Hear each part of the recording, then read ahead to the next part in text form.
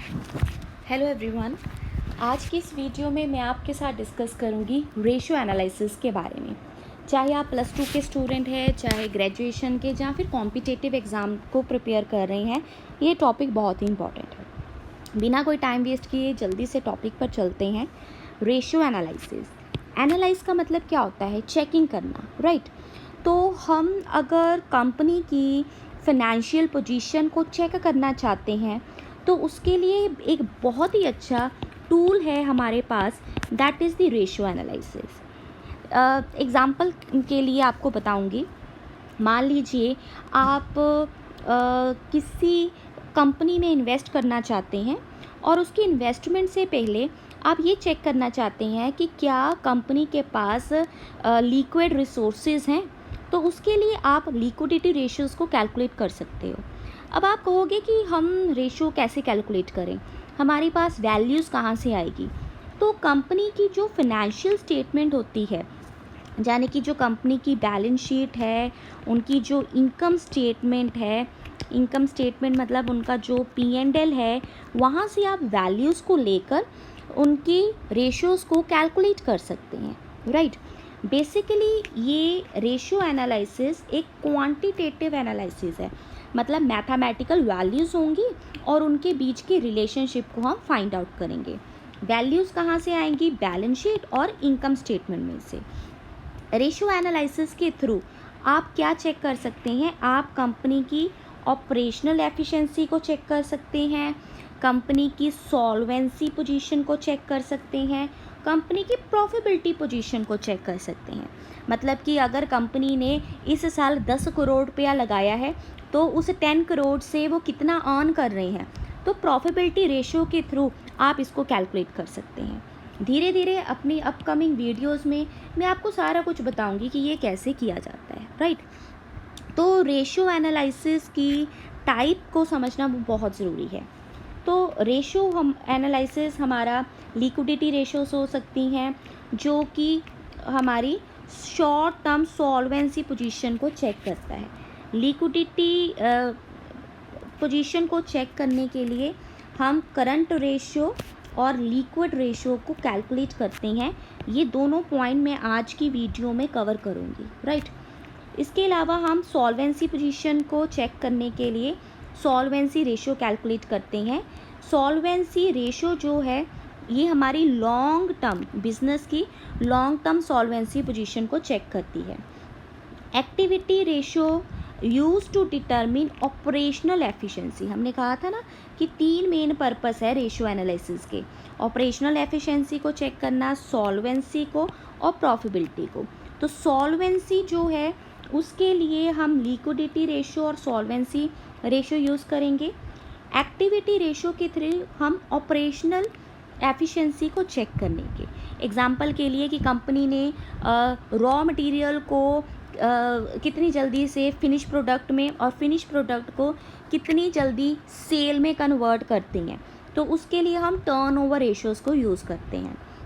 Profitability ratio, this ratio is used to determine the financial performance and viability of the firm।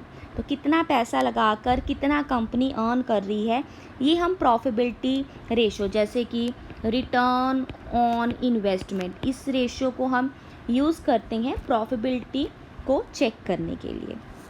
अब जल्दी से आज की video में हम पहली category, that is the liquidity ratio, उसको हम पकड़ लेते हैं। तो what is the liquidity ratio? Discuss the importance of current and the liquid ratio. So for determine the short term solvency of a business, liquidity ratio is calculated। और liquidity ratio आगे further 2 type की है, that is the current ratio and the liquid ratio। So current ratio क्या है? This ratio deal with the relationship between current asset and the current liability। कैसे calculate करनी है? सारी के सारी मान लीजिए कंपनी की जो बैलेंस शीट है, बैलेंस शीट में हमारे पास स्टॉक गिवन है, हमारे पास कैश गिवन है, राइट, हमारे पास अदर बैंक बैलेंस है, अदर करंट एसेट्स गिवन है, राइट। तो ये सारी हमारी करंट एसेट की कैटेगरी में होगी। दूसरी तरफ हमारे पास लाइबिलिटीज़ गिवन है, उसमें से सारी की सारी करंट लाइबिलिटीज़ हमने उठा लेनी है, दोनों को आपस में डिवाइड कर देना है और हमारे पास क्या आ जाएगी, current ratio. Current assets are those assets which can be easily converted into the cash and current liabilities are liabilities that need to be paid within that accounting period, जिनको हमने एक साल के अंदर अंदर पे बैक करना होता है, वो हमारी होती है करंट लाइबिलिटीज़। तो करंट रेशियो करंट एसेट और करंट लाइबिलिटी के बीच में रिलेशन बताएगा। अब क्यों कैलकुलेट हम करते हैं, current ratio help in determine the firm's ability to pay its current liability on time. If there is more of the current asset as compare to the current liability, it provides a source of security to the creditor. मान लीजिए एक company है जिसकी current asset, मतलब उसके पास asset पड़ी हुई हैं 50 लाख, राइट, और उसकी करंट लाइबिलिटी है, लाइबिलिटी मतलब उधारी जो कि उसने एक साल के अंदर अंदर पे करनी है, राइट, वो मान लीजिए 25 लाख है। इसका मतलब कि 50 लाख की तो एसेट ही पड़ी हुई है, बड़ी आसानी से वो पे कर देगा। सिंपल एग्जांपल ले लो, मान लो आपने बैंक से लोन उठाया है 25 लाख का, तो बैंक लोन आपकी करंट लाइबिलिटी होगी, और आपका जो घर है उसकी कीमत है 50 लाख, वो आपकी एसेट होगी, राइट। आप बड़ी आसानी से अपना घर बेचकर 50 लाख में से 25 लाख का लोन जो है उसको पे बैक कर सकते हैं। तो हम कह सकते हैं कि कंपनी की जो करंट रेशियो है वो अच्छी है, वो अपनी करंट लाइबिलिटीज़ को बड़ी आसानी से पे बैक कर सकता है। अब हम बात करें इसकी आइडल रेशियो की, तो 2:1 रेशियो जो है उसको आइडल माना जाता है। जैसे कि अभी मैंने ये वाला एग्जांपल लिया है, इसमें भी जो करंट रेशियो बनेगी 50 और 25, देखिए current ratio is equal to current asset divided by current liability, तो 50 डिवाइडेड बाय 25, तो ये भी कितना आ रहा है 2:1। सो 2:1 जो है उसको हम आइडल रेशियो मानते हैं। अब जल्दी से बात करते हैं लिक्विड रेशियो। लिक्विड रेशियो और करंट रेशियो में एक डिफरेंस आता है। करंट रेशियो में हम सारी की सारी करंट एसेट्स ले रहे हैं, लेकिन लिक्विड रेशियो को जब हम कैलकुलेट करते हैं तो उसमें स्टॉक और प्रीपेड एक्सपेंसेस को निकाल देते हैं। तो आप टोटल करंट एसेट में से स्टॉक को और प्रीपेड एक्सपेंसेस को माइनस कर दो, तो आपके पास लिक्विड एसेट्स आ जाएंगी। It deals with the relationship between liquid asset and the current liability. तो इसका फॉर्मूला रहेगा liquid ratio is equal to liquid assets divided by current liability. Liquid का मतलब क्या है, पानी लो, पानी लिक्विड होता है ना, बड़ी जल्दी गिलास को उल्टाओ बड़ी जल्दी से बाहर आ जाएगा। उसी तरीके से हम देखते हैं कि कंपनी के पास लिक्विड रिसोर्सेज कितने हैं।